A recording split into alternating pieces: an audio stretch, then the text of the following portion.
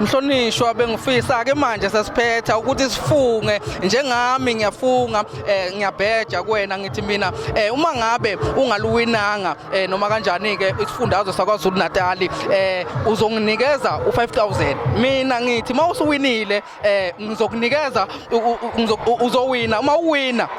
wena uzonginikeza u5000 mina ngoba ngithi wena uzowina so wena uthi mawungawini ngiyakunika mina u5000 uthini lapha sibheje phambi kwabantu bebuka hayi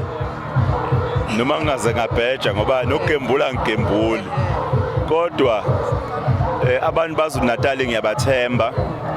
uhambo esilihambile nabo nomntwana waphinda angene lo uhambo ohlale libuyisa ithemba njalo